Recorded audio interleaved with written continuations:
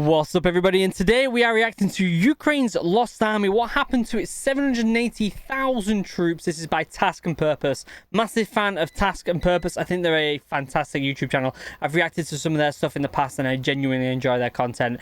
So yeah, I'm wondering about this. Obviously, the whole Ukraine-Russia thing's still kind of up in arms. The Western media's like, it's going to kick off any second, but nothing's really happening. So I don't really know what's going on, guys. So as soon as we get updates on that, I will let you know. Hopefully, I'm going to get some Halo videos at the end of this week. We will see. It depends on my location. I'm currently running off the bus off a generator. If you don't know, I live in a school here and we're traveling in the United States. And right now we're in a location where we have to use a generator. So you might hear a beep every now and again. Don't know what it is. It's something on the computer to say that we're running low on energy or something. So yeah, we're currently traveling the country and I don't have the best signal here. So Halo videos at the end of this week. But before we get started, question of the day comes from Kirk Richardson. It says, question: do you think you will try airsoft at some point? I would love to try airsoft. Now that we're traveling the country in the school bus, I think it's a fantastic opportunity to try some airsoft somewhere at least and have some fun. But yeah, I don't know where, I don't know when, but I would love to try some. I've said that for a long time. And if I do try some, I will 100% record it for the channel because I think that would be a ton of fun and I would dominate. Guys, let me know in the comments. Do you think I would dominate in airsoft? I think I'd dominate. If you want your question answered, leave it in the comment section down below. And in the description down below, you'll find my merch. Check it out. It's awesome. If you buy something from the merch store, you get a private video sent to you by me. And it's a ton of fun. Other than that, let's shut up. Let's pop this up. And let's have a cheeky look. Was the Ukrainian military's last-minute efforts to modernize enough to deter a Russian invasion? Better question. Will I ever learn to stop saying the Ukraine and just say Ukraine? Since 2014, their military is investing millions of dollars into an emergency upgrade program. The reason they're doing this might have something to do with the 130,000 Russian troops currently positioned around the Ukrainian border, threatening a full-scale invasion. True. How about we just let Russia have some of those military bases in Mexico and we just call it even? Ukraine's state-run defense conglomerate company, Ukronabronprom, has been Ukronabronprom.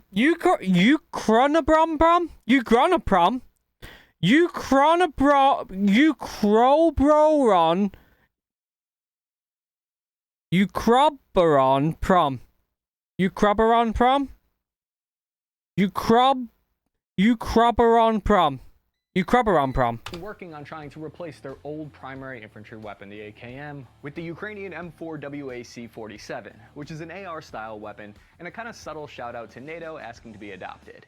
Yeah, it's kind of nice. It's kind of nice. I like it. I like it, guys. I like it. You can swap out the receiver to fire either the old Soviet surplus 7.62 ammo, which they have stockpiles of, or NATO's 5.56mm. That's pretty handy. That's pretty handy. That customization goes a long way in the military. People don't realize that. The SA-80 only using 5.56.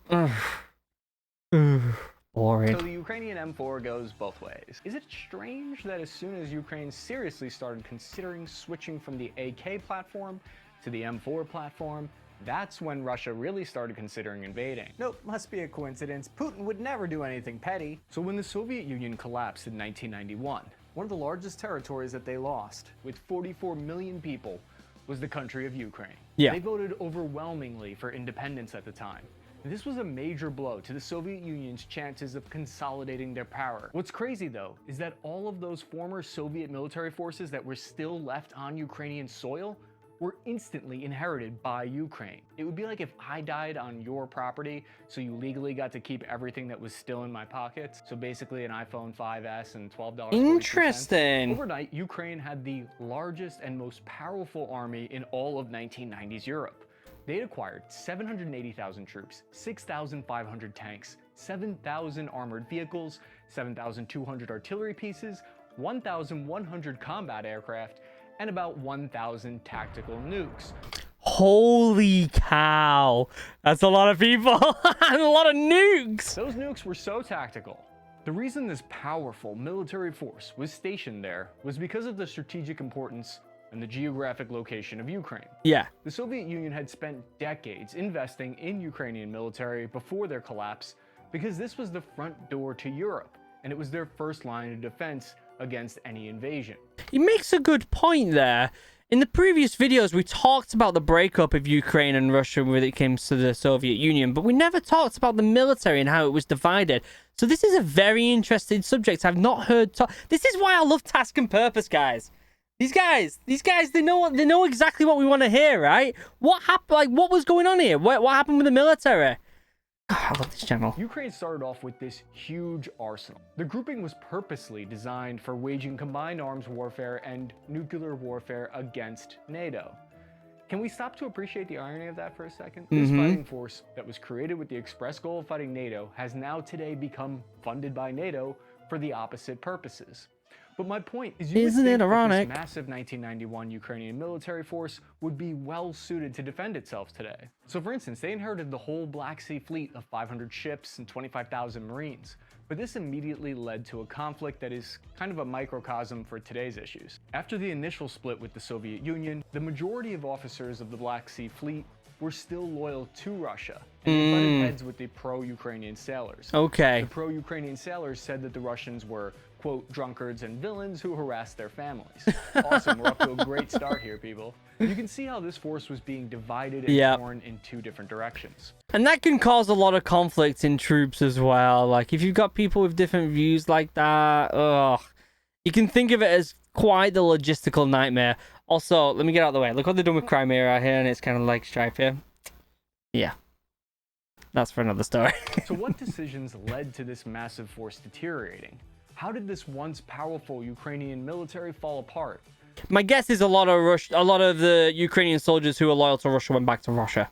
That's my guess with this. But I bet it was a logistical nightmare, wasn't it? We're about to find out why some people call it the lost army of the gained state. I think it's really important to look at this because the deterioration of the Ukrainian military is a major warning to us all.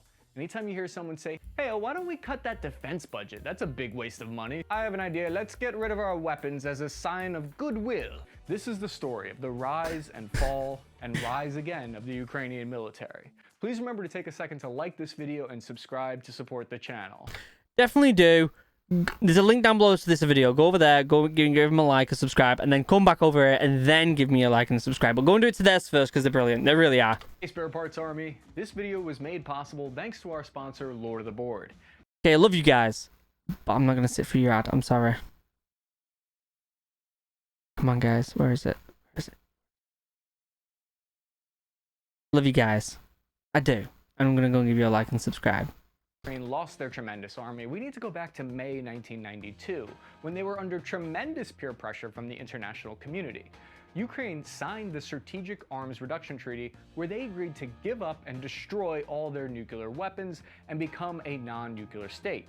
We won't let anything bad happen to Ukraine, just give us the nukes and we'll make sure that you're safe. Maybe we'll even let you join our clubhouse NATO. The 43rd Rocket Army was stationed there in Ukraine at the time, and it was the third largest nuclear arsenal in the entire world. Ukraine chose to give up nuclear weapons when the former Soviet Union dissolved. Your decision has made the Ukrainian people much safer and more secure. But I want to put forth a potential... Okay, do you guys agree with that? Do you guys agree with that? That they should have given up the nukes and stuff and it made them a safer place? Because at the end of the day, no one wants a nuke to go off. But if you have a nuke, people aren't going to fight you. So what do you think? Potentially unpopular opinion. I know getting rid of nukes sounds like a good idea on the surface level, but I can't help but think, what if Ukraine had held on to those weapons? They might have been able to deter Russia and stop all of this current drama from ever happening in the first place. He says every point, doesn't it? He says exactly what I was just saying. Is it worth it? Like, would this have given more, you know, of a strong hand when it comes to Russia trying to invade? If they had their own nukes? Like, come on. Like, if Russia was trying to invade and they had all them troops and Ukraine was like, we're going to point some nukes at you. It's a whole different story, isn't it? Gives you something to bribe with, right? Not bribe with. That's the wrong term. Work with. We'll never know. What we do know is this massive, over 700,000 strong Ukrainian military that they inherited started to fall apart almost immediately. Apparently, it was nice to have all that funding from Daddy Soviet Union, who was paying the bill for that large military that Ukraine had inherited. The military cost is too damn high. There's also the theory that some of this deterioration was caused by Russian design. Before the war, During the regime of Yanukovych, the Ministry of Defense was headed by Russian agents. 2 successive ministers of defense were Russian citizens, and they completely destroyed our units of high readiness. They undermined our capabilities. So in 1996, the major downsizing of the Ukrainian military began for financial reasons. Military spending is usually the first thing on the chopping block during peacetime and economic recessions. The Ukrainian military at the time thought the need for massive armies was a thing of the past and would be unnecessary in the future. Spoiler alert, it's necessary. Sheesh. Yeah, there's a lot more intriguing to this than I thought. Second president of Ukraine, a guy named Leonid Kumach, really wanted to invest in new weapons like the T-84 tank and the BMP-1U to offset the downsizing. He said, quote, "The threat of Russification is a real concern for us. Listen, nobody understands the consequence of reunification better than me. I'm constantly battling my eyebrows attempting to reunify as a unibrow." So Ukraine wanted a strong military to deter Russia from trying to yoink them back up again. But once President Kumach found out that the price tag for upgrading their military would be huge, he said just kidding and chose to rely on the aging Soviet supply of weapons. So you get inherited this massive military, and then the price to sustain that military is through the roof for a new country that's relatively small compared to what the Soviet Union was. So I can see why the budget was like, oh my god, we can't afford this. We're a new nation. We're not as big as what the Soviet Union was. We can't afford this giant military. I get that. Like, I get that. That's understandable, right? Because the money's got to come from somewhere. At the same time, imagine if they kept said military now. Imagine what the tensions between the two countries would be like now. Be way different, wouldn't it? Way different. Do you see how the whole history of Ukrainian armed forces is characterized by reduction and defunding? Yeah. By 2001, the number of tanks was 10 times less than their original number. The other armored vehicles like troop transports were decreased by 5 times the amount and sold off to other countries around the world. So in the beginning of 2013, they were in this situation when the military had downsized to about 180,000 soldiers, about 700 tanks, wow, 170 combat aircraft, and 22 warships. Wow. This was a moment of opportunity for Russia. They saw Ukraine was weak. In 2014, when Russian troops invaded eastern Ukraine and annexed Crimea, we watched in horror as their forces defeated the Ukrainian military. Many pro-Russian troops from the old Soviet Union units that Ukraine had inherited used this as an opportunity to defect. At this point, what remained of the military units that Ukraine had inherited from the old Soviet Union lost their final vestiges of connection to the Soviet Union. That's really sad, innit? That's really sad that they had that much of a downgrade that, you know, they were that weak that they got invaded. Like, that's heartbreaking. At the same time, like, I get the budget. Like, if they're a new country and they don't have enough to sustain such a massive military, because that's a big military for a country that size, I get that they had to make reductions, but that much? Like, that much? That is a lot. That is a massive downgrade. I don't think they should have gone down that far. Ukrainian President Petro Poroshenko ordered in 2015 that the units remove all citations that were from the Soviet era. Oh, there go all my promotion points. Thanks for that, Mr. President. I don't need any of those to show off at the bar or anything. The Euromaidan protests of 2014 were all about the Ukrainian people wanting to remove then-President Viktor Yanukovych. During the 2014 conflict, we saw how unprepared the Ukrainian military was. Yeah. After years of corruption and neglect had taken its toll. They were brave, but the soldiers barely had access to the most basic of supplies like boots and ballistic helmets. They fought in beat-up sneakers and had hand-me-down flak jackets. Wow. It's like my old squad leader used to always say, no boots, no helmets, no war. This is what had become of the lost army of the gained state. So the real question is, can the Ukrainian military bounce back and make changes to reverse their military situation? They can if they get a good old slap by NATO and be like, here's some money and some resources, because they'll certainly do that. Can they gain back the lost army? Since 2014, the United States has pumped $2.7 billion into the security assistance for Ukrainian forces. This includes 300 of the high-tech Javelin anti-tank and Stinger anti-air missile systems. their military spending has increased from 1.6% of their GDP to more than 4% as of 2021. That's a big jump. The United States has had Florida National Guard unit soldiers helping to train the Ukrainian troops on these weapons systems. These Florida Army Guard soldiers were removed from the country recently to prevent a case where Russia invades and they get caught in the attack, and this causes the whole world to be dragged into World War III. Yeah. Still wouldn't be surprised if Florida finds some way to end up being involved in World War III somehow. John Brown has been accused God damn it, Florida! of having a ton of problems with corruption, which they've tried to address with recent reforms, but Transparency International still rates them as very poor.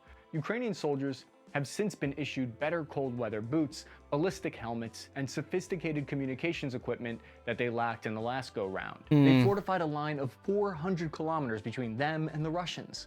If Russia were to come knocking again, they would be far better prepared and ready to put up a better coordinated fight this time around. Yeah. Ukrainian troops have been gaining combat experience and confidence over the past 8 years in battles in the Donbass region. They've even been training civilians to be ready to fight. Their forces are racing to try to incorporate NATO reforms that are really important, like making their civilian leadership in control of the armed forces. These are military principles that we take for granted in NATO, Yeah. which are not present in every military around the world. Yeah, Historically yeah. speaking, So basically, NATO's having quite a big influence to the point of that if it wasn't for NATO and the US, they wouldn't be restored to, a little bit better than what they were. Obviously they're not in the glory days, but they're definitely better than where they were, and they're getting some good equipment and resources thanks to NATO.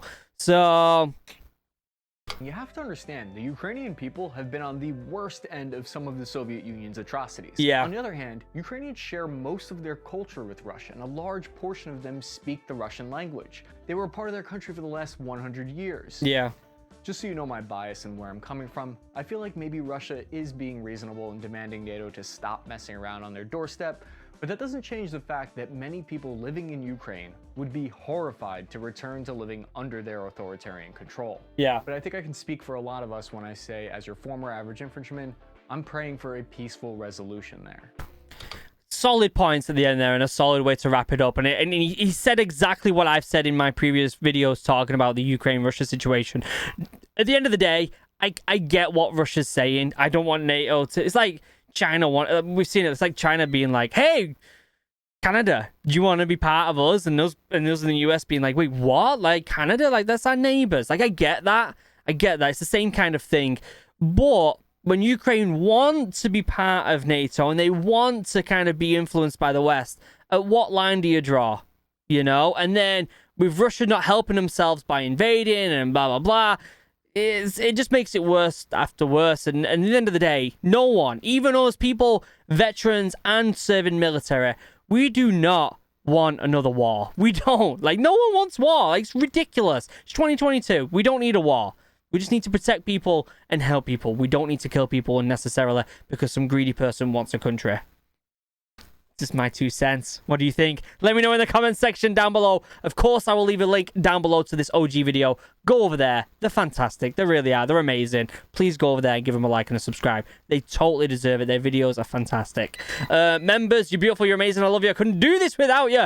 I honestly couldn't make videos every single day if it wasn't for these beautiful people scrolling past the screen right now. So thank you for supporting the channel as much as you do. I truly appreciate it. My merch is down below as well. Check it out. If you buy something, you get a private video sent to you by me. Other than that, when this video goes out, we might be traveling. I'm hoping to get a bit more signal and we can put up some Halo videos because I've been dying to finish it. So hopefully some Halo videos. Yeah. If you want to check out our adventures, go on the links down below to the Instagram. Other than that, I love you all. Have a wonderful day. Goodbye.